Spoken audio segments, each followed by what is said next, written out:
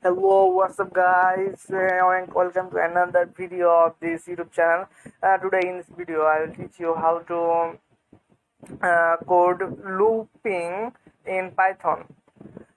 So you're gonna code loop if you do this with me. At first, you have to download the Pyro3 app, and you can get it from the Google Play Store.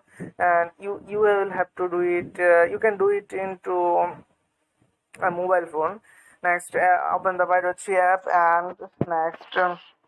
Write there print, next bracket, next quotation, next type as example hello.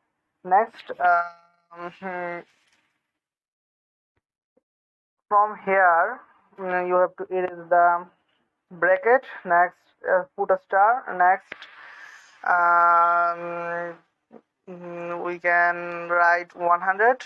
Next, the bracket closed. Next, you have to run the compiler. As you can see, there is hello hello hello hello written in the program. So there is no space. If you want to give space to each hello, then you have to go to the code and give a space after the hello, and next you can see the result, and now there is a space. If you want to write it like 10 times, then you have to just write there 10, and next run the compiler, and there it is. And you can write here anything, anything you can write here anything, and that will be written as the number is given here.